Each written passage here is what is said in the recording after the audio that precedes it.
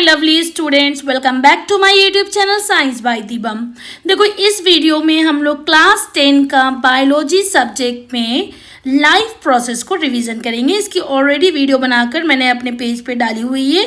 यहाँ पे मैं रिवीजन करूँगी, ठीक है, कराऊँगी और इस बार बहुत लेट हो गया वीडियो डालने में। एक्चुअली रमज़ान चल रहे थे तो टाइम नहीं मिल पा रहा था। चलिए अब हम लोग देखते हैं first slide. What is living? देखो, लिविंग का मतलब क्या होता है? कोई भी चीज, एनीथिंग जो कि क्या हो, जिंदा हो, ठीक है, जो ग्रो कर सकती हो, मूव कर सकती हो, रिस्पायर कर सकती हो, ठीक है, कैन ग्रो, मूव एंड वो जिंदा हो, ठीक है, और कंडक्ट करे वेरियस सेलुलर एक्टिविटीज़ को। जब हमारी बॉडी में कुछ भी रिपेयर एंड मेंटेनेंस होता है स्ट्रक्चर में, उसमें पार्टिसिपेट करें। कोई भी चीज़ हो रही है, किस वजह से हो रही है? रिपेयर एंड मेंटेनेंस की वजह से हो रही है। चाहे वो ग्रो हो रही हो, चाहे मूव हो रही हो, चाहे रिस्पायर हो रही हो, सब किसका क्या काम है? रिपेयर एंड मेंटेनेंस का, ठीक है, उनके स्ट्रक्चर में। तो उसको हम लोग लिविंग कहते हैं। आप कहो कि अगर जैसे कि मैंने बोला कि जो मूव कर सकती, तो एक एग्जांपल आप दे दो कि सपोज एक कैट है एंड शी इज स्लीपिंग, वो मूव नहीं कर रही है, and another cat is jumping anywhere. तो आप बोलो कि इसमें से लिविंग सिर्फ जंपिंग वाली है, बट जो स्लीप कर रही है, सो रही है, वो लिविंग नहीं है। देखो, ऐसा नहीं है, ज़रूरी नहीं है कि जो सो रही है और मूव नहीं कर पा रही है तो वो लिविंग नहीं हुई, वो मुर्दा हो गई। कैसे? क्योंकि वो रिस्पायर तो कर रही होगी, रिस्पिरेशन तो हो रहा होगा, ग्रो तो हो रहा होगा, सब कुछ, ठीक है। तो इसलिए इसके ये सब क्राइटेरिया है, ग्रो कर सके, मूव कर सके, रिस्पायर कर सके, और ये सारी सेलुलर एक्टिविटीज़ किसके लिए हो रही हो? रिपेयर एंड मेंटेनेंस के लिए, ठीक है। ये बात क्लियर हो गई। मैंने यहाँ पे बता दिया व्हाट इज लिविंग। अब हम लोग देखते हैं व्हाट आर लाइफ प्रोसेस। जो हम पढ़ रहे हैं, लाइफ प्रोसेस क्या है? लाइफ प्रोसेस जितनी भी लिविंग ऑर्गेनिज्म होती है, वो परफॉर्म करती है बहुत सारे नंबर ऑफ एक्टिविटीज़ को। किसके लिए कर रही है? मेंटेनेंस एंड रिपेयर के लिए, ठीक है। वो जैसे उसमें क्या क्या आ सकता है? आपका डाइजेशन आ जाएगा, आपका रिस्पिरेशन आ जाएगा, सर्कुलेशन आ जाएगा, एक्सक्रेशन आ जाएगा, ट्रांसपोर्टेशन आ जाएगा, ठीक है। ये सारी जो एक्टिविटीज़ होती है, इन्हीं को हम लोग कहते हैं लाइफ प्रोसेस। अब ये देखो, लाइफ प्रोसेस में क्या क्या है? न्यूट्रिशन, रिस्पिरेशन, ट्रांसपोर्टेशन, एक्सक्रीशन, और हमें इस वीडियो में इन्हीं चारों को डिस्कस करना है, ठीक है। सपोज एक एग्जांपल देती हूँ। अगर कोई पर्सन है जो कि कुछ भी खा रहा है, XYZ, like burger, patties, anything like fruits, तो वो जब फ्रूट्स खाएगा तो उसको क्या मिलेगी? उसका पेट भरेगा और उसका जो न्यूट्रिशन मिलेगा, जो न्यूट्रिशन होगा, जब वो हमारे ब्लड में जाएगा तो वो ब्रेक होगा, और रिस्पिरेशन के थ्रू वो एनर्जी जो है पूरी बॉडी में, मतलब जब वो ब्रेक होगा तो जो एनर्जी होगी, जो जिस वजह से हमने फूड को खाया था, लाइक एप्पल या फ्रूट्स को खाया था, तो वो एनर्जी क्या होगी? ट्रांसपोर्टेशन के थ्रू पूरी ब्लड, मतलब पूरी बॉडी में ब्लड के थ्रू पहुंचा दी जाएगी। ऐसा तो होगा नहीं कि किसी एक जो है बॉडी के सेल्स को दे दी जाए, बाकी से कह दिया जाए तुम लोग चुपचाप बैठो, इन्हीं को दिया जाएगा। जरा सी भी एनर्जी आएगी वो पूरे सेल्स में डिस्ट्रीब्यूट करी जाएगी। फिर उसके बाद खाना आया, उसको तोड़ा, न्यूट्रिशन आया, ठीक है, उसको तोड़ा, एनर्जी रिलीज हुई, ट्रांसपोर्टेशन हुआ। अब उसके बाद उसका वेस्ट मटेरियल बचेगा, एक्सक्रीशन के थ्रू उसको जो है बॉडी से एक्सपेल आउट कर दिया जाएगा, ठीक है। ये पूरा प्रोसेस होगा लाइफ प्रोसेस का। अब चलो आगे देखते हैं।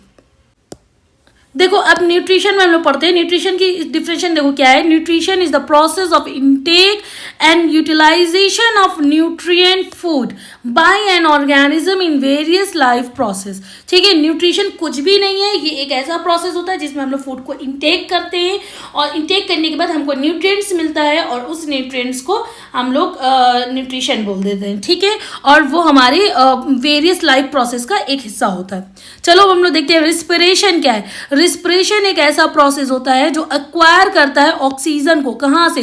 From outside the body. Body के बाहरी से तो हम लोग ऑक्सीजन को लेते हैं एंड उसको यूज करते हैं in the process of break down of food resources. जो भी फूड रिसोर्सेज होती है उसको ब्रेक डाउन करने के लिए, ठीक है। अब एक्सक्रीशन, बॉडी में खाना आ गया, न्यूट्रिएंट्स आ गया, उसको ब्रेक डाउन कर दिया, एनर्जी रिलीज हो गई, पहुंचा दिया गया। अब ये आया एक्सक्रीशन, जो यूजलेस और हार्मफुल वेस्ट, अब जो भी बचेगा वो यूजलेस होगा, हमारे कोई काम का नहीं है, तभी तो उसको बाहर निकालने की कोशिश करी जाएगी। और हार्मफुल वेस्ट प्रोडक्ट जो होते हैं वो डिस्कार्ड कर दिए जाते हैं outside, by a process called excretion. ठीक है, एक्सक्रीशन का मतलब देखो क्या होता है, taking in a food for energy. देखो खाना हम लोग क्यों लेते हैं, एनर्जी के लिए लेते हैं। अब कुछ लोग होते हैं जो पेट भरने के लिए लेते हैं। पेट क्यों भरते हैं, जब उनको कमजोरी लगती है ना, तो उनको लगता है मेरा पेट खाली है, मेरे सर में दर्द हो रहा है, मेरे पेट में दर्द हो रहा है, तो यानी उनकी एनर्जी की कमी हो रही है, इसीलिए वो फूड को लेते हैं। डायरेक्टली या इनडायरेक्टली रीजन इसका यही है कि एनर्जी के लिए हम लोग फूड को लेते हैं। ठीक है, अब देखो न्यूट्रिशन हमारा, अब यहाँ पर दो तरीके के, एक होता है ऑटोट्रॉपिक न्यूट्रिशन, एक होता है आपका हेट्रोट्रॉपिक न्यूट्रिशन। अब ऑटो में आपको ये मतलब समझ में आ गया होगा, सेल्फ ट्रॉपिक न्यूट्रिशन यानी खुद से जो खाना बनाते हैं उनको कहते हैं ऑटोट्रॉपिक न्यूट्रिशन। और हेट्रो में क्या हो जाएगा, ये दूसरों पे डिपेंड करेंगे हेट्रोट्रॉपिक न्यूट्रिशन में। ठीक है, आपके ऑटोट्रॉपिक में आपका आ जाएगा प्लांट्स आ जाएंगे, आपके ब्लू ग्रीन एल्गा आ जाएंगे। ठीक है, तो ये सब आ जाते हैं ऑटोट्रॉपिक में। हेट्रोट्रॉपिक में आपका जो है डिफरेंट चीज़ें आएंगी। पहले हम बता देते हैं ये तीन तरीके के होते हैं। एक तो आपका होता है सैप्रोफाइटिक, एक होता है पैरासिटिक, एक होता है होलोजोइक। अब देखो ये जो सैप्रोफाइटिक होता है, ये इसका मतलब क्या होता है, सैप्रो का मतलब होता है सड़ा गला, रॉटन फूड। ठीक है, यानी जो भी चीज़ जो है सड़े गले से अपना खाना लेती है तो उसको हम लोग सैप्रोफाइट के अंदर रखते हैं। इसमें आपका फंगस एंड बैक्टीरिया आता है एग्जाम्पल में। पैरासिटिक में क्या होता है, ये किसी के ऊपर डिपेंड होता है अपना खाना लेने के लिए, बट क्या होता है ये उसको मारता नहीं है। जैसे सैप्रोफिटिक में सड़ा गला तभी बनेगा तब वो मर जाएगा, डेड डिकेइंग। ठीक है, लेकिन पैरासिटिक में क्या होगा कि वो मारेगा नहीं, उसके ऊपर रहेगा और अपना खाना लेता रहेगा। जैसे कि लीच है, आपका जू है, वॉर्म है जो पेट के अंदर रहते हैं, वो सब पैरासिटिक में आ जाता है। एक इसमें आता है एक्टोपैरासिटिक, एक आता है एंडोपैरासाइट। एक्टोपैरासाइट, एंडो का मतलब क्या हो गया अंदर, जैसे वॉर्म की मैंने बात करी। एक्टो का मतलब क्या हो गया बॉडी के बाहर, जैसे लीच वगैरह। ठीक है, तो वो इसके एग्जाम्पल हो जाते हैं। होलोजोइक में क्या होता है, जो अपना खाना पूरा जो है गटक लेते हैं। ठीक है, जैसे कि ह्यूमन बीइंग्स हो गया, अमीबा हो गया, ये इसके एग्जाम्पल होते हैं। बट ये हेट्रोट्रॉपिक होते हैं क्योंकि ये अपना खाना दूसरों पे डिपेंड होकर ही लेते हैं, अपना खुद नहीं बनाते। अब आप ये कहो कि मेरी मम्मा तो खाना खुद बनाती हैं, तो वो किचन में खाना पकाती हैं, बनाती नहीं है। ठीक है, इतनी बात क्लियर होगी बच्चों। चलो अब हम लोग आगे और डिटेल में देखते हैं। अब यहाँ पे ऑटोट्रॉपिक न्यूट्रिशन के बारे में देख लेते हैं। देखो ऑटोट्रॉपिक न्यूट्रिशन में हम लोग एक प्लांट ले रहे हैं और ये देखो ये प्लांट जो है ये इसको एनर्जी किससे मिल रही है, इस सन से इसको एनर्जी मिलेगी। ठीक है, अब ये आप कहोगे कि इसमें सन से एनर्जी मिल रही, कुछ प्लांट ऐसे होते हैं जो जिनको सन नहीं मिलता है तो वो कहाँ से लेते हैं। देखो वो जब केमिकल टूटता है तो उससे एनर्जी निकलती है, तो वो उस एनर्जी को यूज़ करते हैं। बट वो हमारी एनसीईआरटी का पार्ट नहीं है, एनसीईआरटी में हमारा यही दिया हुआ है, तो मैं इसी को एक्सप्लेन करूंगी। तो इसमें देखो जो सन से एनर्जी आई, ठीक है, तो ये प्लांट ने एब्जॉर्ब किया कार्बन डाइऑक्साइड, देन उसके बाद ग्लूकोज शुगर हमारा ये बनाया वाटर एंड मिनरल्स को यूज़ करके, और बहुत अच्छा प्रोडक्ट रिलीज किया जो कि हमारे लिए बहुत इंपॉर्टेंट है, that is oxygen. Without oxygen we can't survive. अब मैं यहाँ पे रफली इनकी रिएक्शन लिख लेती हूँ ताकि आपको, मैं कोई इसको बैलेंस नहीं करूँगी, नॉर्मल बता रही हूँ। कार्बन डाइऑक्साइड लिया प्लस वाटर, ठीक है, इस कार्बन डाइऑक्साइड को एंड इस वाटर मिनरल्स के साथ सनलाइट की प्रेजेंस में क्या बनाया आपका, ग्लूकोज एंड प्लस ऑक्सीजन। इस पूरी प्रोसेस को हम लोग कहते हैं फोटोसिंथेसिस। ठीक है बच्चों, ये बात क्लियर हो गई। यस, अब चलते हैं आगे। Carbon and energy requirement of the autotrophic organism are fulfilled by photosynthesis. यही मैंने बताया। अब देखो यहाँ पे पूरी बैलेंस इक्वेशन लिखी है। 6 CO2 लिया, 12 H2O, सनलाइट एंड क्लोरोफिल की प्रेजेंस में क्या बनाया हमारा, ग्लूकोज। ग्लूकोज क्या है हमारा, ऑर्गेनिक न्यूट्रिएंट्स है। वाटर रिलीज करा एंड ऑक्सीजन रिलीज करा। और ये जो 6 CO2 एंड 12 H2O है ये और सिंपलेस्ट फॉर्म में नहीं ब्रेक हो सकता, तो इसको हम लोग कहते हैं इनऑर्गेनिक न्यूट्रिएंट्स। आई होप से ये क्लियर हो गया होगा। अब हम लोग देखते हैं इवेंट ऑफ फोटोसिंथेसिस। हमारे देखो इवेंट में क्या होगा, हमें ये 3 पॉइंट को याद रखना है एकदम टिक पर। सबसे पहले तो ये पता होना चाहिए जो प्लांट होते हैं वो अपना फूड खुद बनाते हैं in the presence of sunlight, carbon dioxide from air, water from soil and chlorophyll. ठीक है, ये देखो मैंने रीड कर दिया, ये मैं बता कर आई हूँ।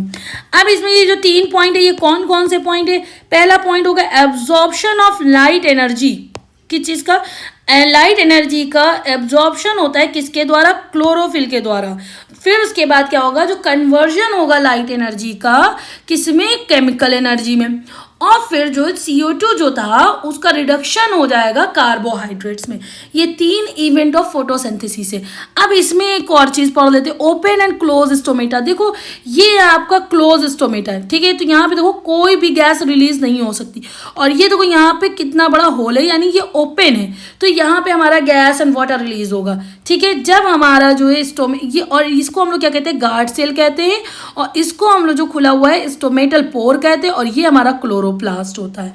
ठीक है, अब हम लोग देख लेते हैं हेट्रोट्रॉपिक न्यूट्रिशन। वैसे मैंने इसको एक्सप्लेन कर दिया है, फिर से एक बार रीड कर देती हूँ। सैप्रोफिटिक क्या बताया था? सैप्रो मतलब रॉटन फूड के ऊपर, तो इसके एग्जाम्पल मैंने क्या बताया था? Fungus and bacteria. पैरासिटिक क्या था? दूसरे के ऊपर डिपेंड करेगा, जैसे leech, lice and worms. Holozoic अपना खाना पूरा पूरा घटक लेगा, जैसे अमीबा एंड ह्यूमन। ठीक है, चलो अब न्यूट्रिशन इन अमीबा देखते हैं। देखो ये बहुत अच्छा, बहुत सिंपल सा है। पहले मैं ये डायग्राम के थ्रू आपको समझाऊंगी, देन आगे नोट्स भी लिखे हुए हैं, एक बार उसको रीड कर दूंगी। अब इसमें देखो सबसे पहले ये अमीबा का देखो ये डायग्राम इस तरीके से बना हुआ है। यहाँ पे फूड आया, ठीक है, ये देखो ये दो जो पोर्शन बने हुए हैं दैट इज कॉल्ड सीडोपोडिया, इनको सीडोपोडिया कहते हैं। इसने खाने को चारों तरफ से घेर लिया ऐसे, फिर उसके बाद ये पूरा बंद कर लेगा। अब खाना अंदर आ गया, जिस चीज में खाना आएगा उसको हम लोग कहते हैं फूड वैक्यूल। और यहाँ पे एंजाइम रिलीज होगा एंड देन उसके बाद इसका डाइजेशन होगा।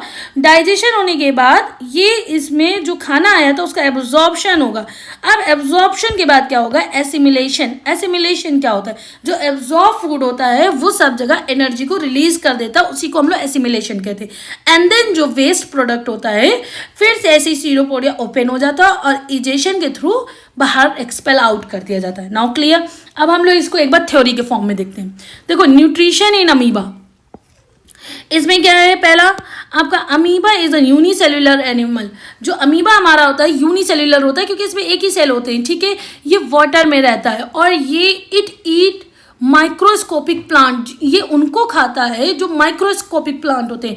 मतलब ये तो खुद भी इतना छोटा है तो ऑब्वियस ही बात है अपने से बड़ी चीज़ को तो नहीं खाएगा, तो माइक्रोस्कोपिक प्लांट एंड एनिमल को खाएगा जो फ्लोट करते हैं इनके अराउंड सराउंड में। ठीक है, और ये इनका मोड ऑफ जो न्यूट्रिशन होता है होलोजोइक न्यूट्रिशन होता है। और इस प्रोसेस में क्या होता है? जो ऑब्टेन फूड होता है बाय अमीबा उसको हम लोग कहते हैं फेगोसाइटोसिस। ठीक है, और ये एनी यूनिसेल्युलर ऑर्गेनिज्म में होता है। ठीक है, नाउ इट इंजेशन, देन उसके बाद आपका डाइजेशन। इंजेशन मैंने क्या बताया था? सीडोपोडिया आता है, वो उस अमीबा में जो है कोई माउथ आउट तो होता नहीं है, तो ये फूड को इंजेस्ट करता है किसके थ्रू? सीडोपोडिया के द्वारा। सीडोपोडिया से खाने को चारों तरफ से घेर लेता है। ये एक तरह की टेम्परेरी फिंगर लाइक प्रोजेक्शन होता है। ठीक है, और इसमें क्या करता है? इनगल्फ कर देता है फूड पार्टिकल को with some water to form vacuole, जिसको हम लोगों ने क्या बताया था? Food vacuole.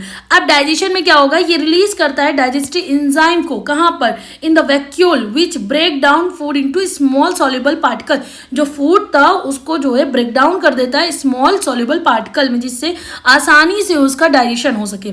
फिर एब्जॉर्प्शन की बारी आती है। अब क्या होगा? जो डाइजेस्टेड फूड होगा वो एब्जॉर्ब्ड होगा, कहाँ पर? साइटोप्लाज्म में बाय डिफ्यूजन के through. After diffusion the food vacuole disappear. अब इसका जो पूरा डाइजेशन हो गया, एब्जॉर्प्शन भी हो गया, तो वो फूड वैक्यूल क्या आते हैं? वो डिसअपियर हो गए। अब मैंने क्या बताया था? एसिमिलेशन। एसिमिलेशन में क्या था? जो एनर्जी ऑब्टेन हुई है फूड के थ्रू, फूड क्यों ले रहे थे? एनर्जी के लिए। तो अब जब फूड का पूरा ब्रेक डाउन हो गया, एब्जॉर्प्शन हो गया, तो उससे क्या रिलीज होगी? हमारी एनर्जी ऑब्टेन होगी। अब वो एनर्जी क्या होगी? वो यूज्ड करी जाएगी ग्रोथ एंड डेवलपमेंट के लिए, किसके? अमीबा के लिए। और इसी को हम लोग कहते हैं एसिमिलेशन। अब लास्ट पार्ट इसका इजेशन। इजेशन में क्या होगा? When a considerable amount undigested food accumulates inside the amoeba, its cell membrane rupture, the waste is discarded. इसमें यही जो आपने जो है मतलब जो अमीबा ने फूड लिया, एनर्जी ले ली, सब कुछ हो गया, अब जो वेस्ट मटेरियल बचेगा उसको जो डिस्कार्ड कर दिया जाएगा। ठीक है, नाउ क्लियर? अब हम लोग देखते हैं न्यूट्रिशन इन पैरामीशन। पैरामीशन में भी यही चीज़ आएगा आपका इंजेशन। अब लेकिन अमीबा में क्या था, अमीबा में जो है कोई माउथ आउथ नहीं था और उसमें जो है फिंगर लाइक स्ट्रक्चर थे। तो पैरामीशियम भी आपका यूनिसेल्युलर है, ठीक है, ये भी वाटर में रहता है। जो पैरामीशियम होता है इसमें हेयर लाइक स्ट्रक्चर होते हैं जिसको हम लोग सीलिया कहते हैं, ठीक है। ये क्या करता है, ये स्वीप करता है फूड पार्टिकल को वाटर में and put them into its mouth. जो सीलिया होता है ये मूव कर सकता है back and forth to move the food particle towards the mouth, ठीक है। ये जो है सीलिया मूव करता है बैक एंड फोर्थ किस चीज को, फूड पार्टिकल्स को टूवर्ड्स द माउथ। और फिर इस प्रोसेस को हम लोग पूरा कहते हैं इंजेशन। फिर आ जाता है जब खाना अंदर चला गया, अब डाइजेशन की बात आएगी, इसमें भी रिलीज होगा डाइजेस्टिव एंजाइम। ये भी क्या करेगा, ब्रेक डाउन करेगा कि स्मॉल सॉल्युबल मॉलिक्यूल्स में, ठीक है। फिर इसमें भी एब्जॉर्प्शन होगा, एब्जॉर्प्शन कहाँ पर होगा, साइटोप्लाज्म में होगा, इसमें भी डिफ्यूजन के थ्रू होगा। और फिर इसमें भी जो है फूड वैक्यूल जो होगा डिसअपियर हो जाएगा। इसमें भी एसिमिलेशन होगा, एसिमिलेशन में क्या होगा, एनर्जी ऑब्टेन होगी। और एनर्जी का यूज किस लिए करेंगे, ग्रोथ एंड डेवलपमेंट के लिए, ठीक है, जैसे अमीबा में कर रहे थे, हो गया। अब आती है बात डाइजेशन की। इजेशन में भी अमीबा के जैसे ही होगा, जब जो है आपका वेस्ट प्रोडक्ट अंदर सारी एनर्जी ले ली जाएगी, जो वेस्ट मटेरियल बचेगा उसको जब ये सेल रप्चर होगा और बाहर की तरफ डिस्कार्ड कर दिया जाएगा। तो देख लेते हैं न्यूट्रिशन इन पैरामीशियन, ठीक है। अब इसमें क्या था आपका, ये आपका वेस्टिब्यूल है, यहाँ पे देखो सीलिया बने हुए हैं, ये बकल कैविटी है, यहाँ से खाना अंदर आया, जैसे ही खाना अंदर आएगा तो ये एक फॉर्म करेगा क्या, फूड वैक्यूल को। फूड वैक्यूल को जब ये फॉर्म कर लिया, देखो ये पूरा फूड वैक्यूल बन गया। इस तरीके से ये सर्कुलेट होगा और इस पाथ को हम लोग कहते हैं path of circulating food vacuole, ठीक है। अब क्या होगा, जब ये खाना पूरा हो जाएगा तो ये जो लास्ट है यहाँ से देखो ये आया और ये वॉल पे अटैच हो गया। जब ये इसको हम लोग कहेंगे साइटोफाइज, और ये अनडाइजेस्टेड फूड होता है जो कि एक्सपेल आउट कर दिया जाता है। इन मल्टी सेल्यूलर ऑर्गेनिज्म, अगर हम बात करें मल्टी सेल्यूलर ऑर्गेनिज्म की, the similar digestive process are carried out by a combination of digestive organ. ये अगर ये तो यूनिसेल्यूलर की बात हो रही थी, बट अगर हम मल्टी सेल्यूलर में बात करेंगे तो सेम प्रोसेस होगा, बट उसमें कॉम्बिनेशन होता है डाइजेस्टिव ऑर्गन का। और this group of organ is called digestive system, ठीक है। तो चलो देख लेते हैं मल्टी सेल्यूलर ऑर्गेनिज्म को। तो वो हमारा क्या होगा, दैट इज ह्यूमन बींग, ठीक है, न्यूट्रिशन इन ह्यूमन बींग। अब इसमें क्या होगा, जो एनिमल होते हैं वो ऑब्टेन करते हैं अपने फूड को कहाँ से, या तो प्लांट से लेंगे या तो अदर एनिमल से लेंगे, ठीक है। वो खुद से तो सिंथेसाइज नहीं कर पाएंगे, they can't synthesize their own food. और जो एनिमल होते हैं वो यूज करते हैं कौन से मेथड को, डाइजेशन को। डाइजेशन को क्यों करते हैं, ताकि वो ब्रेक डाउन कर सके कॉम्प्लेक्स ऑर्गेनिक मटेरियल को, जिससे कि वो उसको ईजिली टेक इन कर पाए एक्सटर्नली। और इस फूड को क्या कहेंगे, this food is broken down into smaller molecules inside the body, ठीक है। बॉडी के अंदर रहकर ये स्मॉलर मॉलिक्यूल्स में ब्रेक डाउन हो जाएगा, which then is use to carry out various body function. अब इसमें देखो 3 ग्रुप में इनको डिवाइड करा गया है उनके फूड हैबिट्स के हिसाब से। पहला क्या है, herbivores, then carnivores, then omnivores. अब देखो हर्बीवोर्स में आपको समझ में आ रहा होगा, हर्ब्स यानी घास फूस की बात हो रही है, ठीक है। तो ये तीनों जो हैं ये हेट्रोट्रॉप है, इससे कोई भी तो कंफ्यूजन नहीं है कि दैट इज ऑटोट्रॉप और हेट्रोट्रॉप। हेट्रो हैं तीनों, ठीक है। तो ये तीनों ही अपना खाना किसी पे डिपेंड रहते हैं, ये इंडिपेंडेंट नहीं है, ये अपना खाना खुद सिंथेसाइज नहीं कर पाते। तो हर्बीवोर्स को ऐसे याद करेंगे, हर्ब मतलब घास फूस, तो ऐसे एनिमल जो कि सिर्फ प्लांट और ग्रास को ही खाते हैं उनको कहते हैं हर्बीवोर्स। कार्निवोर्स ऐसे एनिमल जो अदर एनिमल को खाते हैं, यानी मीट खाते हैं, जैसे लॉयन हो गया आपका, ठीक है। तो ये आपके हो गए कार्निवोर्स। और ओमनिवोर्स ऐसे होते हैं जो प्लांट भी खा सकते हैं और एनिमल भी खा सकते हैं, ठीक है। आपका बियर और human being, that is omnivores, ठीक है। चलो अब हम लोग देखते हैं आगे ह्यूमन डाइजेस्टिव सिस्टम। अब human digestive system is very easy, हम लोग एक एक पॉइंट करके उसके डायग्राम के थ्रू पढ़ेंगे, एंड आप नॉर्मल भी इस चीज़ों के बारे में जानते हो, बड़ी इजीली इसको हम लोग फिनिश करते हैं। तो इसके वेरियस पार्ट होते हैं डाइजेस्टिव सिस्टम के। तो सबसे पहले तो देखो, जब हम जिससे बात कर रहे हैं माउथ, ठीक है। माउथ के बाद हमारी एक नीचे जो है जहाँ पर हम लोग ऐसे सांस खाना ना लेते तो अंदर की तरफ ठेलते हैं, दैट इज कॉल्ड ओसोफेगस। ठीक है। फिर ओसोफेगस से खाना कहाँ जाता है? आपके स्टमक में। देन स्टमक से कहाँ जाता है? आपके इंटेस्टाइन में, वो भी स्मॉल इंटेस्टाइन में। फिर लार्ज इंटेस्टाइन में जाता है। ये हो गया। अब माउथ की बात करेंगे तो माउथ में 3 चीज़ आ जाएगी। एक तो आपका होगा माउथ तो हो गई, अंदर टंग होगा, एक सैलिवरी ग्लैंड होगा। ठीक है। ओसोफेगस में कुछ नहीं होगा, स्टमक में कुछ नहीं होगा। अब ज़्यादातर जो प्रोटीन होता है उसका जो है डाइजेशन कहाँ पर होता है? सारा का सारा डाइजेशन जो है स्मॉल इंटेस्टाइन में होता है। ठीक है। तो उसमें आपका लीवर का इंपॉर्टेंट रोल होगा एंड पैनक्रियास का होगा। चलो एक एक करके हम लोग पढ़ते हैं। सबसे पहले डायग्राम देखते हैं। देखो ये डायग्राम बना है, ये आपका क्या है? दैट इज आपका माउथ। ठीक है। ये आपका क्या है? ये आपका सलाइवरी ग्लैंड है। ठीक है। ये आपकी ये जो लाइनिंग बनी हुई है दैट इज कॉल्ड इसोफेगस। ठीक है। That is liver. ये आपका है स्टमक। ये आपका है पैनक्रियास जो येलो येलो में दिख रहा है। ठीक है। ये जो ग्रीन में दिख रहा है दैट इज गॉल ब्लैडर। ये जो आपकी लार्ज इंटेस्टाइन दिख रही है और ये आपकी स्मॉल इंटेस्टाइन दिख रही है। ये आपकी जो महीन सी लाइन इस तरीके से दिख रही है, ये देखो निकली हुई, दैट इज आपकी अपेंडिक्स, जो कि हमारे बॉडी में इसका कोई रोल नहीं होता। Now comes to last part that is anus, and इससे पहले ये होता है, इसको कहते हैं रेक्टम। ठीक है। ये बात क्लियर हो गई। ये आपका डायग्राम है। अब जो डाइजेशन होता है ह्यूमन में, वो स्टार्ट कहाँ से होता है? सबसे पहले तो इंजेक्शन करते हैं ना फूड को हम लोग लेते हैं। तो जैसे ही हमने इंजेक्शन किया, इंजेक्शन का मतलब होता है टेकिंग इन। जैसे ही हमने फूड को अंदर की तरफ लिया और किसी पर्सन के द्वारा, वैसे ही यहाँ पे डाइजेशन स्टार्ट हो गया, मुंह में लिया गया। तो पहला पार्ट ही आप माउथ पढ़ोगे। ठीक है। तो माउथ और बक्कल कैविटी, ठीक है, माउथ में माउथ बोल दो या बक्कल कैविटी बोल दो, ये कंटेन क्या करते हैं? टीथ को। हमारे मुंह में क्या है? मुंह है, देन उसके बाद क्या है? उसमें टीथ है, टंग है एंड सलाइवरी ग्लैंड है। ठीक है। ये हमारे माउथ के पार्ट हो गए। अब हम लोग टीथ में देखते हैं। टीथ क्या होता है? ये किस काम में आता है? टीथ हमारा ज़्यादा चीज़ों को चबाने के काम आता है। जब हम कोई खाना लेते हैं तो जैसे रोटी खाया तो ऐसा तो है नहीं कि डायरेक्टली अंदर हमने उसको गटक लिया, हम पहले उसको अपने दांतों से चबाते हैं। क्यों चबाते हैं? ताकि उसको महीन महीन हम लोग पीस सकें, जिससे वो डाइजेशन अच्छे से हो सके। अब ये टंग का काम क्या होता है? जब हम लोग कोई भी रोटी खाते हैं तो वो देखो गोल गोल हो जाती है, तो टंग क्या होती है? मिक्सिंग का काम करती है, एक तरह की मिक्सी होती है। ठीक है। जैसे मिक्सी होती है, मिक्सी में अंदर आपके वो लगे होते ब्लेड, और जैसे ही मशीन ऑन करते हो तो वो ब्लेड चलने लगता है और मिक्सिंग के पूरा मुंह एक तरह का मिक्सिंग है, वो एकदम पानी डालते जाते और वो लुगदी फॉर्म में बनता जाता है। तो वैसे ही हमारे मुंह में खाना गया, दांतों ने उसको चबाना शुरू किया, टंग ने उसको मिलाना शुरू किया। ठीक है। और उसके सलाइवा के साथ, क्योंकि हमारे में वो होता है लार होती है। ठीक है। जिसको हम लोग सलाइवा कहते हैं। ठीक है। उस सलाइवा से उसमें जो है मिक्सिंग होने लगा, वो लुगदी फॉर्म में बन गया। और इसमें कंटेन क्या होता है? हमारा सलाइवरी अमाइलेज। ठीक है।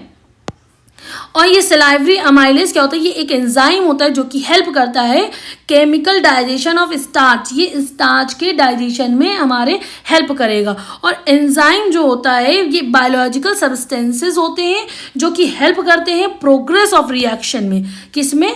प्रोग्रेस ऑफ रिएक्शन में। इतना बात क्लियर हो गया।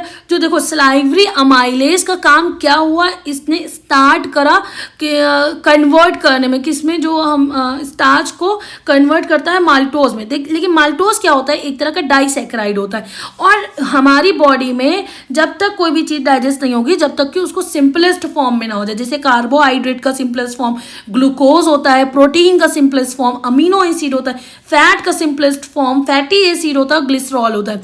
और ये सब कहाँ पे डाइजेशन होता है? स्मॉल इंटेस्टाइन में। ठीक है। अब देखो बात आती है आपके इसोफेगस की। ये आपका इसोफेगस है। ठीक है। ये आपका इसोफेगस है। इसको हम लोग फूड पाइप भी कहते हैं। ठीक है। क्या कहते हैं? फूड पाइप भी कहते हैं। माउथ में हमारा कोई खाना है तो क्या होगा? ये खाना जो है पुश किया जाएगा। कहाँ पर? इसोफेगस में। किसके एक्शन के थ्रू? टंग के थ्रू। टंग ने उसको मिक्सिंग करा, फिर अंदर वो खाने को ठेलती है। ठीक है, जैसे ही ठहरेगी तो वो एसोफेगस में आएगा।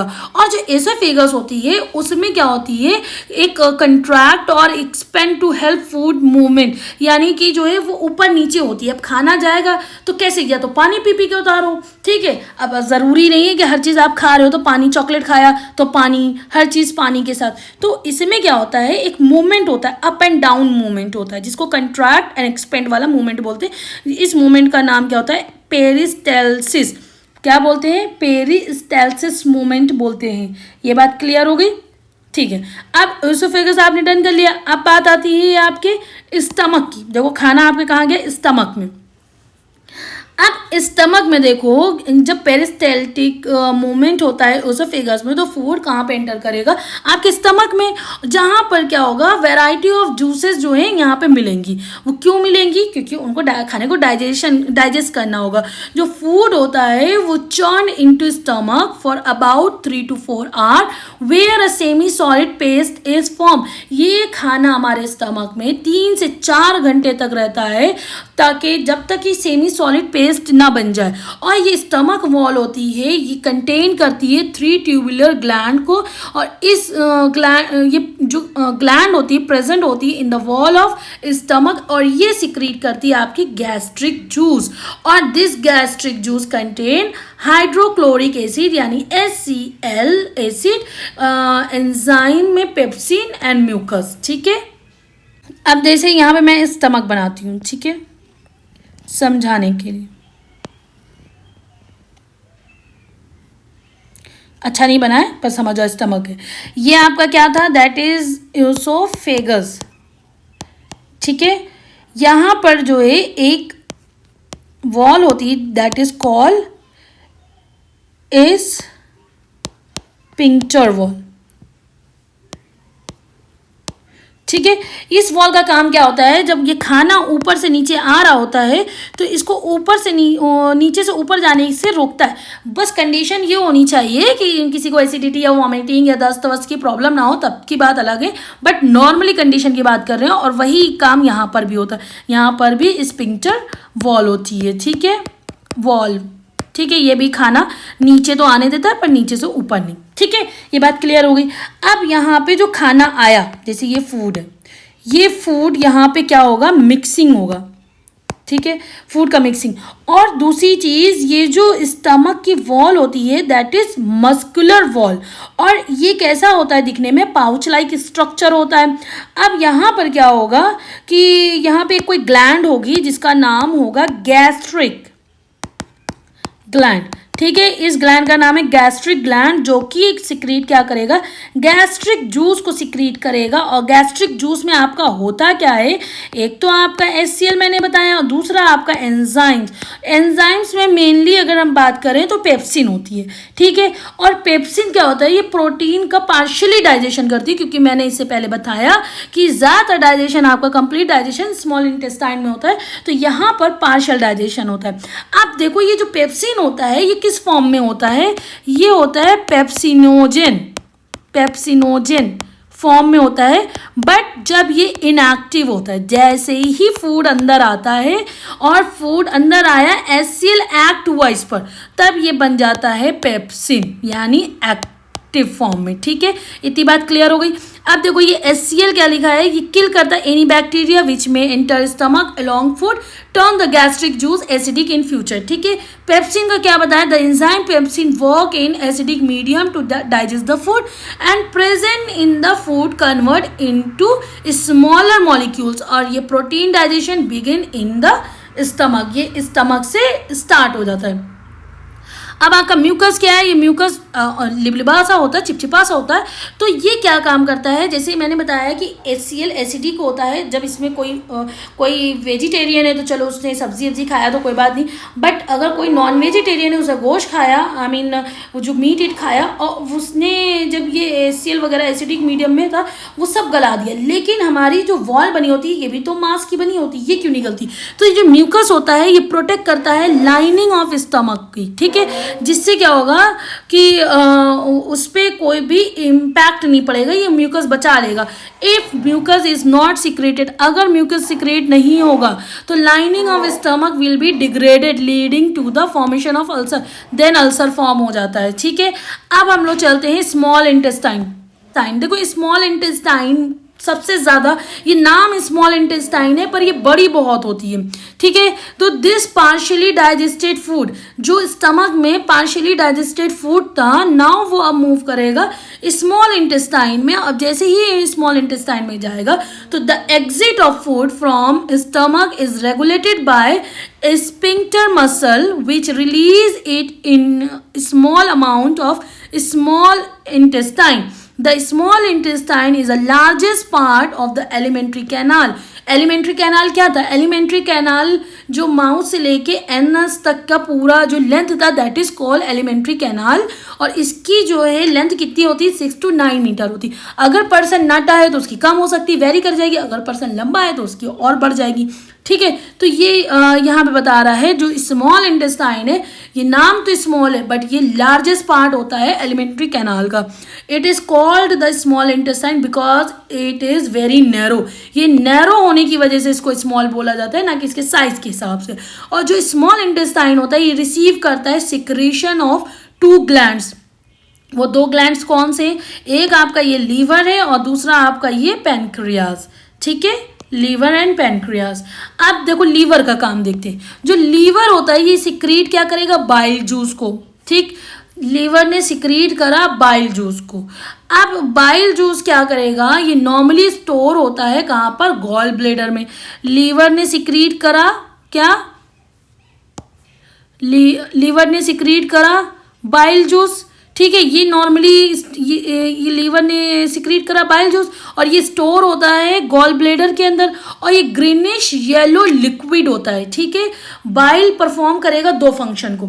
सबसे पहले मैंने क्या बताया? लीवर क्या करेगा? लीवर सिक्रीट कर देगा एक जूस को जिसका नाम होता है बाइल जूस। अब ये बाइल जूस कहीं तो जमा होगा, तो वो जमा होता है गॉल ब्लेडर में। गॉल ब्लेडर में होता है और ये ग्रीनिश और येलो लिक्विड होता है। कैसा? हरा पीला लिक्विड होता है। और बाइल का मतलब परफॉर्म करता है 2 फंक्शन को। It provides N alkaline medium for the acidic food. कोई भी एसिडिक फूड होता है उसको ये अल्कलाइन मीडियम प्रोवाइड करता है। Coming from the stomach for the pancreatic enzymes to act on it. Bile salt breaks down the fat. और bile दूसरा काम क्या करता है?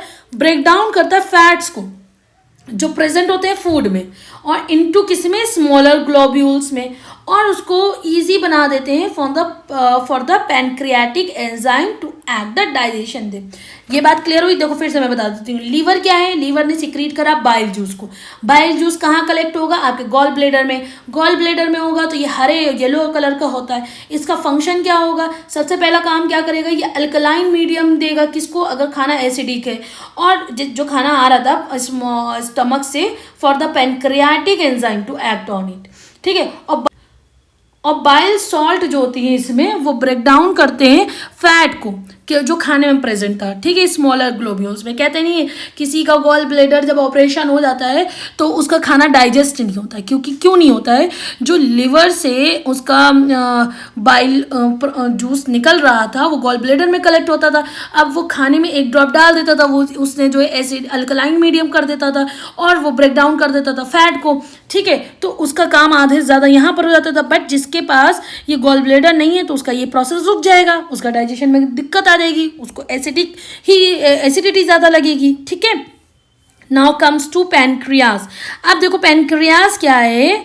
ये आपका देखो येलो येलो दिख रहा होगा पैनक्रियाज। ठीक है, तो पैनक्रियाज सिक्रीट करता है पैनक्रियाटिक जूस को जो कंटेन करता है डाइजेस्टिव एंजाइम जैसे कि pancreatic amylase, trypsin and lipase. ये 3 नाम याद करना है। पैनक्रियाज क्या रिलीज कर रहा है?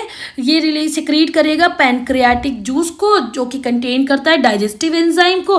डाइजेस्टिव एंजाइम में क्या होता है? आपका पैनक्रियाटिक एमाइलेज होता है, ट्रिप्सिन होता है एंड लाइपेज होता है। अब देखते हैं ये इनके काम क्या है। जैसे कि पैनक्रियाटिक अमाइलेज का काम होता है ब्रेक डाउन स्टार्च, ये स्टार्च को ब्रेक डाउन करता है। ट्रिप्सिन डाइजेस्ट करता है प्रोटीन को। लाइपेज ब्रेक डाउन करता है इमल्सिफाइड फैट फैट को, ठीक है। ये 3 काम है। कौन कौन से मैंने बताए? पहला था, सबसे पहले पॉइंट है पैनक्रियाज जो है वो सिक्रीट करता है पैनक्रियाटिक जूस को, जो कि कंटेन करता है digestive enzyme just like amylase, trypsin, lipase. Amylase का काम, अब ये एमाइलेज ने ब्रेक डाउन करा स्टार्च को, ट्रिप्सिन ने डाइजेस्ट करा प्रोटीन को, लाइपेज ने ब्रेक डाउन करा इमल्सिफाइड फैट को। अब जो एंजाइम्स था ये प्रेजेंट था कहाँ पर? इंटेस्टाइनल जूस, और ये कंप्लीट कर देगा डाइजेशन ऑफ किसके? कॉम्प्लेक्स कार्बोहाइड्रेट इनटू ग्लूकोज में, ठीक है। और जो प्रोटीन था इनटू अमीनो एसिड में, एंड फैट को into fatty acid and glycerol में। ये मैंने क्या बताया था कि ऐसे सिंपल फूड में नहीं खा सकते ना, मतलब कि इसका सिंपलेस्ट फॉर्म में करना ही पड़ेगा। जैसे मैंने बताया था कार्बोहाइड्रेट का सिंपलेस्ट फॉर्म क्या था? ग्लूकोज। प्रोटीन का सिंपलेस्ट फॉर्म था अमीनो एसिड। फैट का सिंपलेस्ट फॉर्म था फैटी एसिड एंड ग्लिसरॉल। तो वही यहाँ पर बताया गया है, जो एंजाइम्स प्रेजेंट है इंटेस्टाइनल जूस में वो कंप्लीट करेगा डाइजेशन को, कॉम्प्लेक्स कार्बोहाइड्रेट को ग्लूकोज में, कॉम्प्लेक्स प्रोटीन को अमीनो एसिड में, एंड कॉम्प्लेक्स फैट को into fatty acid and glycerol, ठीक है। ये मैं पहले भी पॉइंट क्लियर कर चुकी हूँ। अब जब डाइजेशन हो गया, ठीक है, मॉलिक्यूल्स से जो फूड के मॉलिक्यूल्स है वो कैसे हो गए? बहुत ज़्यादा छोटे हो गए। अब उनको जो है एब्जॉर्ब कराया जाएगा। वो किसके द्वारा एब्जॉर्ब होंगे? वॉल के द्वारा। किसके? स्मॉल इंटेस्टाइन की वॉल के द्वारा। और मूव करेगा फर्दर इनटू आवर ब्लड। अब हमारी स्मॉल इंटेस्टाइन से तो ब्लड वेसल्स वगैरह कनेक्टेड होती है ना, तो बस वहीं से सारा फूड एब्जॉर्ब कर लिया जाएगा, यानी एनर्जी, न्यूट्रिएंट्स। जो स्मॉल इंटेस्टाइन होती है ये एक ऐसा रीजन होती है जहाँ एब्जॉर्प्शन और digestion food because of the presence of villi, क्योंकि इसमें होती है विलाई, ठीक है। विलाई क्या है? विलाई एक फिंगर लाइक प्रोजेक्शन होता है जो कि इंक्रीज करता है सरफेस एरिया को ऑफ द स्मॉल इंटेस्टाइन के, जिससे क्या होगा? इंक्रीज करेगा रेट ऑफ एब्जॉर्प्शन। अब हम लोग विलाई देख लेते हैं। देखो ये आपको डायग्राम में दिख रहा है, कैसा दिख रहा है ये, ठीक है। तो ये ब्लड स्ट्रीम में जो है जैसे कि फ्रॉम द ब्लड स्ट्रीम जो डाइजेस्टेड फूड है वो reach all parts of the body where it become assimilated as a part of cell. The digested food which is not used by our body immediately is stored in the form of carbohydrate and called glycogen in our liver, ठीक है। Now अब हम लोग देख लेते हैं large intestine को। अब देखो लार्ज इंटेस्टाइन क्या होता है, इसमें आपका जो अनडाइजेस्टेड फूड होता है वो स्मॉल इंटेस्टाइन से आके लार्ज इंटेस्टाइन में पास करा जाएगा वाइडर ट्यूब के द्वारा, जिसको हम लोग कहते हैं लार्ज इंटेस्टाइन। यहाँ पर क्या होगा? मोस्ट ऑफ द वाटर जो होगे, जितना भी इसमें पानी होगा वो सब एब्जॉर्ब्ड कर लिया जाता है। यहाँ पे सिर्फ क्या होता है? अनडाइजेस्टेड फूड होता है, और जो भी पार्ट जो ऑलमोस्ट सॉलिड होते हैं वो होते हैं। Solid waste is excreted through the anus as faeces और स्टूल। अब क्या होगा? जो सॉलिड वेस्ट होगा वो एक्सक्रीट कर दिया जाएगा किसके द्वारा? एनस के द्वारा, फेसेस के द्वारा, या स्टूल के फॉर्म में। The exit of the waste is called egestion. जो इसके एग्जिट करने को क्या कहते हैं? इजेशन और डिफिकेशन। ये कंट्रोल होता है एनल स्पिंक्टर के द्वारा। किसके द्वारा? Anal sphincter.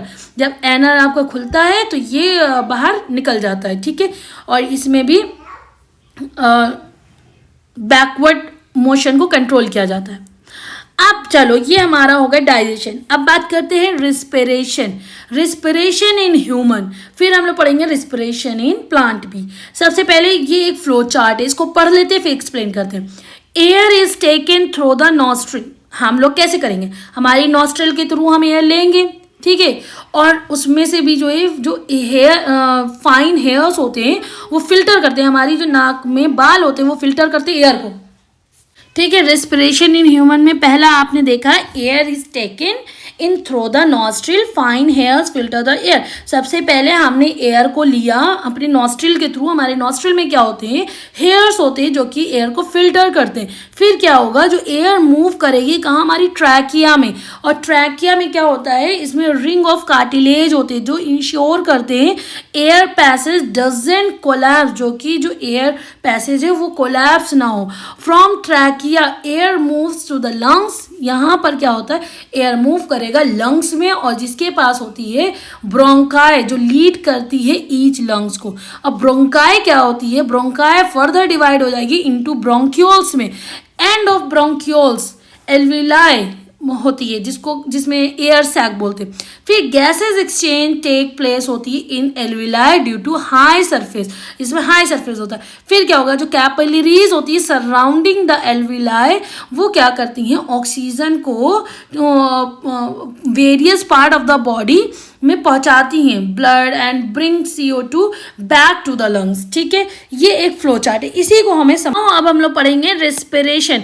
देखो रेस्पिरेशन में क्या है, अभी हम लोग ने पढ़ लिया पूरा डाइजेशन। ठीक है, अब फूड जो डाइजेस्टेड फूड था वो हमारी बॉडी में अब यूज किया गया 2 वे से। ठीक है, पहला पॉइंट हम लोग देख लेते हैं as a fuel, as a ईंधन। ठीक है, वेरियस एक्टिविटीज में। दूसरा क्या है, ग्रोथ एंड रिपेयर में, बॉडी सेल्स के जो टिश्यूज हैं उनमें ग्रोथ एंड रिपेयर में। ठीक है, अब देखो when we say that food is digested, जब हम कहते हैं कि फूड डाइजेस्टेड हो जाता है एंड एसिमिलेटेड होता है, इसका मतलब क्या होता है, जो मॉलिक्यूल्स है वो ब्रोकन डाउन हो गए स्मॉलर पार्ट्स में, जो मॉलिक्यूल्स थे वो हमारे टूट गए स्मॉलर पार्ट्स में। अब इसमें क्या है, these molecules have to be used, ये मॉलिक्यूल्स को यूज करते हैं एंड जो एनर्जी होती है उसको जो है has to be release from them. ठीक है, जो मोस्ट लिविंग थिंग होती है उसको क्या ज़रूरत होती है, ऑक्सीजन की, फ्रॉम द एयर, एयर से उसको ऑक्सीजन की ज़रूरत होती है। अब वो ऑब्टेन करती है एनर्जी फ्रॉम फूड। अब वो एनर्जी मिलती कहाँ है, हमें फूड से मिलती है। तो ये ऑक्सीजन जो होता है ये रिएक्ट करता है किसके साथ, हमारे ग्लूकोज के साथ। प्रेजेंट कहाँ होता है, बॉडी में, बॉडी सेल में, and burn them slowly to release energy. This energy is store as ATP molecules. ATP molecules को क्या कहते हैं, एडिनोसिन ट्राइफॉस्फेट। ठीक है, जो रेस्पिरेशन एक ऐसा प्रोसेस होता है जो रिलीज करता है एनर्जी को फ्रॉम फूड से। ठीक है, तो हम ये कह सकते हैं respiration is a process by which food is burn, जिसमें फूड को बर्न किया जाता है in the cell of the body है, और फिर क्या करेंगे, with the help of oxygen and release करते एनर्जी को। It take place in the mitochondria of the cell. ठीक है, अब देखिए द एनर्जी जो रिलीज हुई है ड्यूरिंग रिस्पिरेशन उसको यूज करेंगे टू मेक ATP मॉलिक्यूल्स, यानी adenosine triphosphate molecule from ADP molecules, adenosine diphosphate and inorganic phosphate. ठीक है, देखो हमने क्या लिखा, ADP प्लस फॉस्फेट, एनर्जी कहाँ से आई, फ्रॉम रेस्पिरेशन से, और क्या बनाया, ATP रिलीज करा। अब यहाँ पे हम देखेंगे जो एनर्जी थी वो स्टोर हुई थी in the cell in the form of ATP। ठीक है, when the cell need energy, अब हमारी सेल को ज़रूरत है एनर्जी की, जो ATP होगा वो ब्रेक डाउन हो जाएगा इन the presence of water, water की प्रेजेंस में वो एनर्जी ब्रेक डाउन हो गया। ठीक है, और वो क्या फॉर्म करेगा, ADP प्लस एनर्जी। ठीक है, ये रिलीज कर देगा। अब टाइप्स ऑफ रिस्पिरेशन हम लोग देख लेते हैं। टाइप्स ऑफ रिस्पिरेशन में कितने तरीके के होते हैं, एक होता है एरोबिक, एक होता है एनएरोबिक। एरोबिक जिसमें ऑक्सीजन प्रेजेंट होगा, एनएरोबिक जिसमें प्रेजेंट नहीं होगा। ठीक है, चलो एक एक करके पढ़ते हैं। एरोबिक रिस्पिरेशन जो मैं यहाँ पढ़ाऊंगी उसी को आप दोनों में डिफ्रेंशिएट भी कर लेना। ठीक है, तो एरोबिक रिस्पिरेशन में क्या है, take place in the presence of oxygen. Aerobic कहाँ पर होता है, प्रेजेंस ऑफ ऑक्सीजन में। ठीक है, जहाँ पे ऑक्सीजन होगी वहाँ पे एरोबिक रेस्पिरेशन होगा, और जहाँ पे ऑक्सीजन नहीं होगी वहाँ पर एरोबिक रेस्पिरेशन नहीं होगा, यानी वहाँ पर एनएरोबिक रेस्पिरेशन होगा। ये प्रोड्यूस करता है बहुत ज़्यादा एनर्जी को, more energy. Anaerobic less energy को प्रोड्यूस करेगा। इसका जो एंड प्रोडक्ट होगा वो क्या होगा, carbon dioxide, high water and energy. इसका end product carbon dioxide, water and energy. It take place in most organism, most organism की बात हो रही है, ये ज़्यादातर ऑर्गेनिज्म में होगा। इसमें क्या करेंगे, जो ग्लूकोज होता है वो कन्वर्ट हो जाता है किसमें, पायरूवेट में। Glucose is converted to pyruvate, कहाँ पर, साइटोप्लाज्म में, in the presence of oxygen. Obvious बात है ऑक्सीजन की प्रेजेंस ही होगी। And then in the presence of oxygen pyruvate convert होगा carbon dioxide, water and energy में, कहाँ पर, इन माइटोकॉन्ड्रिया। अब यहाँ पे हमने क्या बताया था, ग्लूकोज जो है कन्वर्ट हो रहा है पायरूवेट में, कर दिया, किसकी प्रेजेंस है, presence of oxygen in the cytoplasm. अब पायरूवेट फर्दर ब्रेक डाउन हुआ और क्या बनाएगा, in product carbon dioxide, water and energy, किसकी प्रेजेंस में, प्रेजेंस ऑफ ऑक्सीजन, कहाँ पर, इन माइटोकॉन्ड्रिया। ठीक है। अब हम लोग एनाएरोबिक रिस्पिरेशन देखते हैं। Take place in the absence of oxygen, ठीक है, पहला point. It produce less energy, दूसरा point. The end product are, इसमें लैक्टिक एसिड होता है एंड प्रोडक्ट, एथेनॉल होता है, कार्बन डाइऑक्साइड होता है, एनर्जी होता है। एनाएरोबिक में क्या आपका एंड प्रोडक्ट होगा? Lactic acid, ethanol, carbon dioxide and energy. तब के आपका एरोबिक में आपका एंड प्रोडक्ट था carbon dioxide, water and energy, ठीक है। It take place in muscle cells and yeast, ठीक है। तब के एरोबिक रिस्पिरेशन ज्यादातर ऑर्गेनिज्म में होता है। In anaerobic respiration in muscle cell, ये मसल सेल्स में होगा। ग्लूकोज दो क्या करेंगे? कन्वर्ट होगा पायरुवेट में। अब पायरुवेट फर्दर जो है कन्वर्ट हो जाएगा लैक्टिक एसिड में एंड एनर्जी में, ठीक है। दैट इज एब्सेंस, ठीक है, absence of oxygen in cytoplasm. यहां पर भी absence of oxygen in mitochondria, ठीक है। ये बात क्लियर हो गई। अब हम लोग देखते हैं इसका सेकेंड वाला पोर्शन। इन एनारोबिक रिस्पिरेशन, अब ईस्ट की बात करेंगे ना, तो अब ईस्ट में क्या है? जो ग्लूकोज होगा वो कन्वर्ट हो जाएगा पायरुवेट में, ठीक है, but in the absence of oxygen, ठीक है। यहां पे भी मैंने प्रेजेंस लिखा है, that is absence, absence of oxygen in cytoplasm.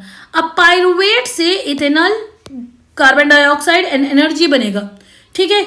किसकी एब्सेंस में? Absence of oxygen in east. और इस पूरे प्रोसेस को हम लोग कहते हैं फर्मेंटेशन। अगर फर्मेंटेशन की आपसे कोई क्वेश्चन पूछ ली जाए तो आप ये लिख देना, ठीक है। Breakdown of glucose by various pathways. अब देखो ग्लूकोज से पायरुवेट बना प्लस एनर्जी रिलीज होगी, ठीक है। Presence of oxygen in the cytoplasm, तीन तरीके से होगा। Presence of oxygen in mitochondria, absence of oxygen in muscle cell, absence of oxygen in yeast, ठीक है। इसमें एंड प्रोडक्ट क्या बनेगा? जब प्रेजेंस ऑफ ऑक्सीजन होगी carbon dioxide, water and energy. जब मसल सेल्स की बात आएगी तो लैक्टिक एसिड एंड एनर्जी, और जब ईस्ट की बात आएगी तो ethanol, carbon dioxide and energy, ठीक है। अब चलो रेस्पिरेशन इन प्लांट देखते हैं। प्लांट भी एक तरह का ऑक्सीजन एंड रिलीज, देखो प्लांट ऑल्सो यूज, प्लांट भी आपका ऑक्सीजन यूज करता है और रिलीज क्या करता है? कार्बन डाइऑक्साइड को। किसके दौरान? रिस्पिरेशन के दौरान। इसमें ऑल पार्ट्स ऑफ प्लांट, जैसे कि रूट का बात हो जाए, स्टेम्स की बात हो जाए एंड लीव्स की बात हो जाए, ये तीनों के तीनों रिस्पिरेशन करेंगे, यानी रिस्पायर करेंगे इंडिविजुअली। ये नहीं कि रूट ने कर लिया रिस्पिरेशन तो स्टेम एंड लीव्स को ज़रूरत नहीं है, ये इंडिविजुअली करेंगे। और इसमें गैसेस जो होती हैं उसमें कोई ज़रूरत नहीं होती ट्रांसपोर्टेशन की, ठीक है। Do not need to be transported to other body parts of the plant, ठीक है। अकर एट स्लो रेट, और ये बहुत स्लो रेट में होता है। अब देखो रूट्स की बात करते हैं। जो रूट्स होती प्लांट की वो क्या करती है? वो एब्जॉर्ब करती एयर को। एयर कहाँ से मिलेगा उसको? एयर मिलेगा सॉइल से, सॉइल में डिफ्यूजन के थ्रू, ठीक है। और जो रूट होती है इसके पास स्मॉल रूट्स हेयर होते हैं, छोटे छोटे से हेयर होते हैं, जो क्या करते हैं? वो कंटैक्ट करते हैं विद द एयर पॉकेट से। किसके अंदर? सॉइल के अंदर। रूट तो आपकी सॉइल के अंदर ही होगी। अब जो कार्बन डाइऑक्साइड प्रोड्यूस होता है इन द रूट सेल, वो एक्सपेल्ड हो जाता है through root hair by diffusion, ठीक है। तो ये हो गया आपका रिस्पिरेशन इन रूट्स। अब रिस्पिरेशन इन स्टेम्स देख लेते हैं। स्टेम्स ऑफ हर्ब्स, हर्ब्स की स्टेम की बात करें तो इनके पास स्टोमेटा होता है।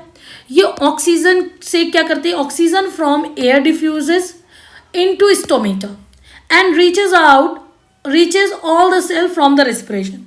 कार्बन डाइऑक्साइड ऑल्सो डिफ्यूजेस, और कार्बन डाइऑक्साइड जो होती है वो ऑल्सो डिफ्यूज करती है आउट फ्रॉम द स्टोमेटा, ठीक है।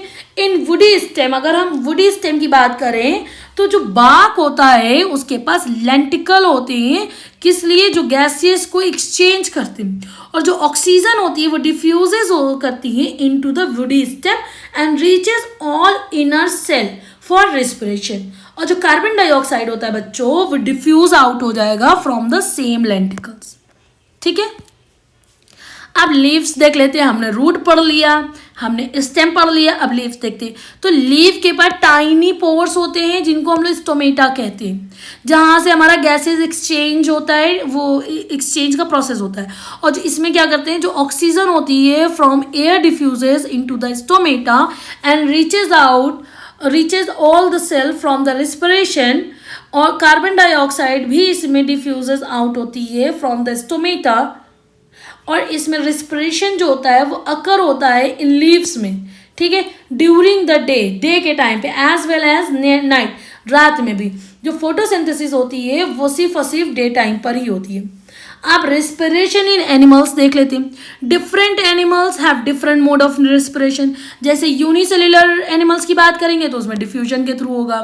अगर एनिमल जैसे कि लाइव इनसाइड्स वाले जो मिट्टी के अंदर रहते हैं, जैसे कि अर्थवॉर्म की बात करेंगे तो वो ब्रीथ करते हैं किसके थ्रू, स्किन के थ्रू करते हैं। अब एक्वाटिक एनिमल जैसे कि हम फिश वगैरह की बात करेंगे तो वो गिल्स के थ्रू करते हैं, जो कि एक्सट्रैक्ट डिजोल्व ऑक्सीजन जो होती है वाटर में उनसे लेते हैं, ठीक है। अगर इंसेक्ट की बात करें जैसे grass hopper, cockroach, house fly, mosquitoes, इनके पास टाइनी होल्स होते हैं जिसको हम लोग स्पायरेकल कहते हैं। वो कनेक्ट होते हैं to tube and call trachea, उसको ट्रैकिया बोलेंगे, ठीक है। अब लैंड एनिमल में जैसे कि हम ह्यूमन बीइंग, बर्ड्स, लिजर्ड, इनके पास लंग्स होता है, ठीक।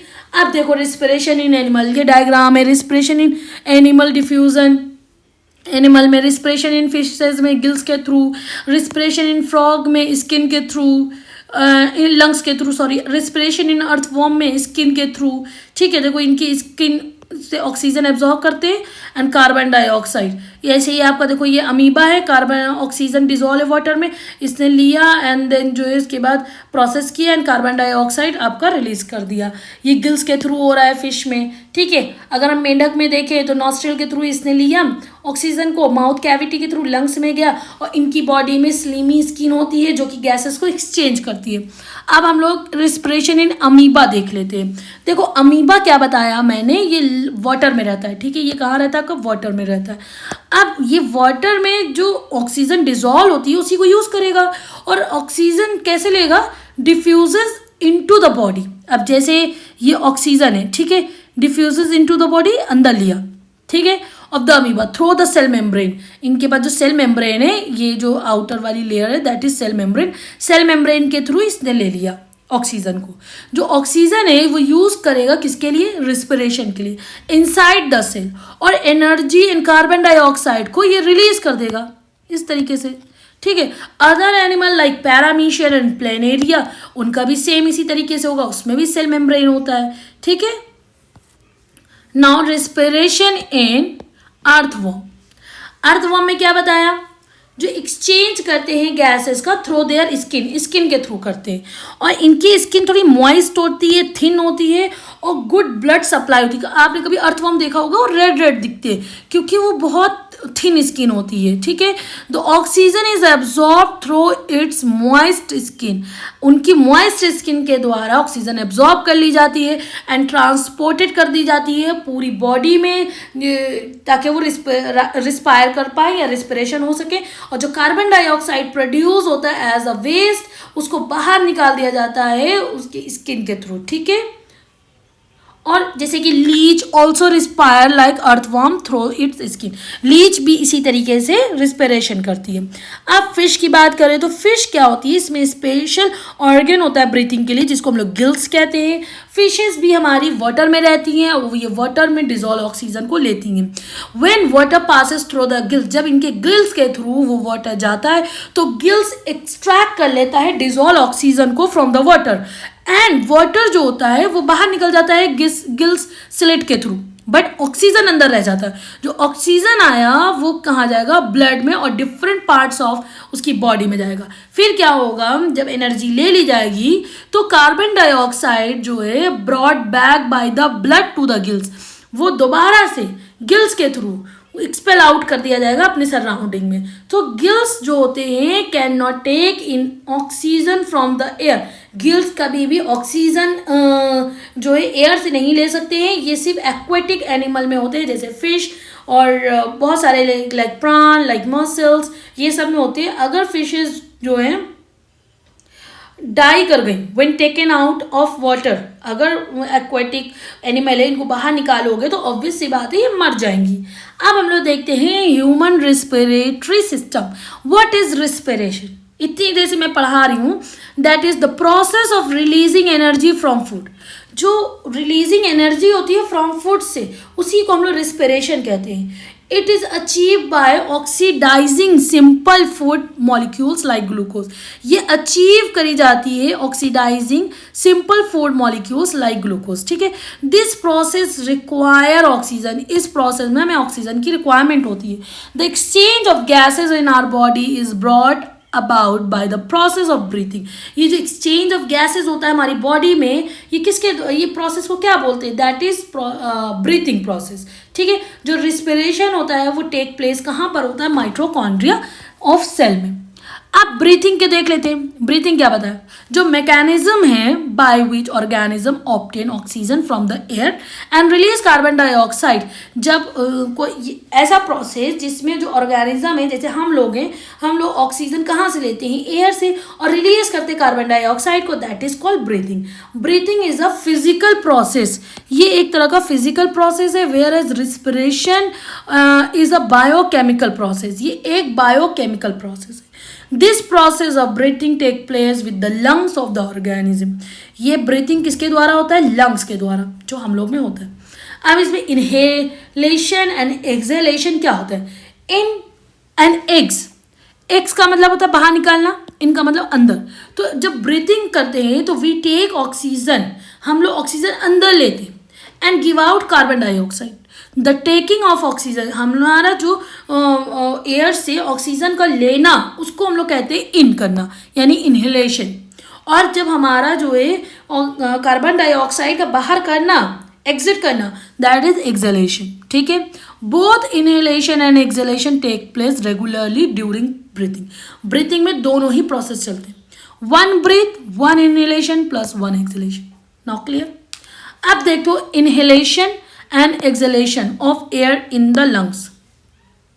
ये आपके पास दो डायग्राम बने हुए हैं। ठीक है, एयर ड्रॉन इन, ये अंदर ली गई, रिब्स आउट, ये आपकी सीना चौड़ा होगा, यानी रिब्स आपकी बाहर निकलेगी। डायाफ्राम मूव्स डाउन, और जो ये आपका डायाफ्राम है, ये बना हुआ, ये नीचे आएगा। ठीक है, मूव्स डाउन। ठीक है, समझ में आया? अब यहाँ एयर फोर्स आउट, ये एयर बाहर निकाली जा रही है, तो रिब्स जो होगा मूव बैक हो जाएगी एंड डायाफ्राम मूव बैक हो जाएगी। ठीक है, अब देखो parts of human respiratory system. इसमें पहला क्या है, आपका ये डायग्राम बना रहेगा। इस डायग्राम के सारे नाम आपको याद करने पड़ेंगे। ठीक है, ये आपका क्या है? Frontal sinus.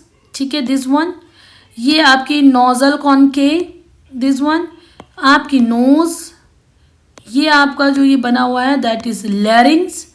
ये ट्रैकिया, ट्रैकिया में ऐसे आपका रिंग लाइक स्ट्रक्चर होता है, दैट इज ब्रोंकस। एंड इसमें देखो ये इस तरीके से बना हुआ है, दैट इज ब्रोंकियोल्स। ये आपका लेफ्ट लंग है, ये आपका डायाफ्राम है, ये आपका राइट लंग है, ये आपकी एल्विलाई है, ये आपकी फेरिंग्स है। ठीक है, नेजल कैविटी है, और ये स्फेनियोडल साइनस। ये आपका पूरा डायग्राम है। एक एक चीज़ पढ़ लेते हैं। एक एक चीज़ में क्या है? नोज। नोज का काम क्या है? एयर को एंटर करना बॉडी के अंदर, थ्रो किसके द्वारा? नॉस्ट्रिल के द्वारा। नॉस्ट्रिल कहाँ प्रेजेंट होती है? हमारी नाक में प्रेजेंट होती है। This air then moves into nasal passage, फिर वो कहाँ जाएगी? हमारी नेसल पैसेज में जाएगी। ठीक है, अब नेसल पैसेज में आई, इसको हम लोग नेसल कैविटी भी कहते हैं। जो नेसल पैसेज होते हैं इसमें फाइन हेयर होते हैं, महीन महीन आपने हेयर देखे होंगे नाक में, और म्यूकस भी होता है। म्यूकस सिक्रेट कहाँ से होता है? म्यूकोजल ग्लैंड से होता है। एयर जो होती है बहुत ज़्यादा डस्टी और उसमें मतलब पार्टिकल्स होते हैं, डस्ट पार्टिकल्स, तो ये एयर क्या करती है? ये हेयर जो हमारी नोज में होते हैं वो फिल्टर करती है, और जो म्यूकस होता है ये उसको चिपका लेता है डस्ट को, thereby ensuring that only clean air enters the lungs, जिससे ये इंश्योर हो सके कि हमारे जो लंग्स में सिर्फ और सिर्फ जो है क्लीन एयर ही एंटर कर रही है। अब ये आपका नेसल पैसेज का काम खत्म हो गया। अब आती फेरिंग्स। फेरिंग्स क्या होता है, क्या था फेरिंग्स, ये आपका फेरिंग्स था, ठीक है। तो फेरिंग्स क्या था, ये पार्ट होता कहाँ पर, throat between nasal passage and wind pipe के बीच का, ठीक है, जिसको हम लोग फेरिंग्स कहते हैं। और ये wind passage from the nasal passage to trachea through the pharynx, ठीक है। अब यहाँ से बात आती है ट्रैकिया की। ट्रैकिया को हम लोग वाइंड पाइप भी कहते हैं। ये इसमें क्या होता है, जो एयर होते हैं फ्रॉम द नेसल पैसेज वो एंटर करते हैं कहाँ पर, ट्रैकिया में। अब ट्रैकिया क्या होती है, ये ट्यूब सपोर्टेड रिंग होती है, सॉफ्ट बोन की बनी होती है, जिसको हम लोग कार्टिलेज कहेंगे। क्योंकि जो ट्रैकिया होता है ये आपस में कोलैप्स नहीं हो सकता when there is no air. अगर जैसे कि अगर ये इसमें कार्टिलेज का ना बना हो और सपोर्टेड रिंग ना हो, सॉफ्ट बोन की ना बनी हो, तो ये जब हवा नहीं होगी तो ये आपस में चिपक जाएगा, तो फिर गलत हो जाएगा। तो जिसकी वजह से ये आपस में कोलैप्स नहीं होगी, इसीलिए इसमें रिंग और सॉफ्ट बोन होती है जिसको कार्टिलेज बोलते हैं। The upper end of trachea has a voice box called लैरिंग्स, ठीक है। अब इसके बाद हम लोग पढ़ेंगे ब्रोंकाई। ब्रोंकाई का काम क्या होता है, जो ट्रैकिया होती है वो रन डाउन करेगी, जो नेक है, एंड ये डिवाइड होती है इनटू स्मॉलर ट्यूब्स जिसको हम लोग कहते हैं ब्रोंकियोल्स। या फिर ये आपका स्मॉलर ट्यूब्स है, ये आपका जो है प्लूरल मैंने बात करी, अगर सिंगुलर बात करें तो इसको ब्रोंकस कह देंगे, ठीक है। Its lower end the two bronchi connected to the two lungs. इसमें दो जो ब्रोंकाई थी वो कनेक्टेड होती है टू लंग्स से। देखो ये दो लंग्स है, एक आपका लंग्स ये है, एक आपका लंग्स ये है, तो इससे क्या कनेक्टेड है, आपकी ब्रोंकाई, टू ब्रोंकाई कनेक्टेड है, ठीक है। अब लंग्स की पढ़ लेते हैं। लंग्स क्या है, लंग्स प्रेजेंट होता है चेस्ट कैविटी में। These lungs are enclose in the ribs cage.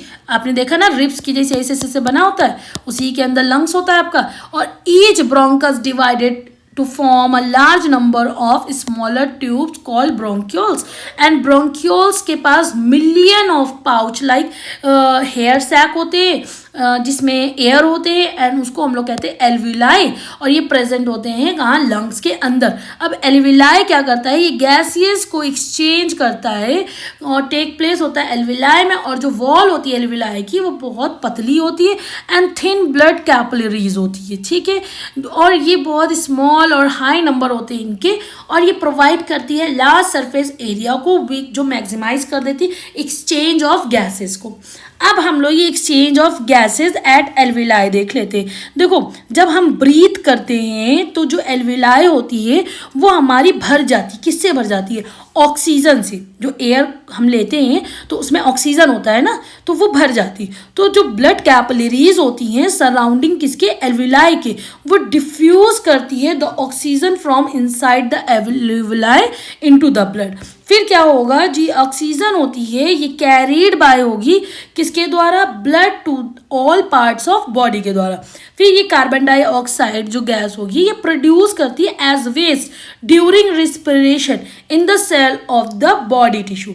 फिर क्या होगा, this gas diffuses into the blood which is carried back to the lungs which it diffuses into the alveoli।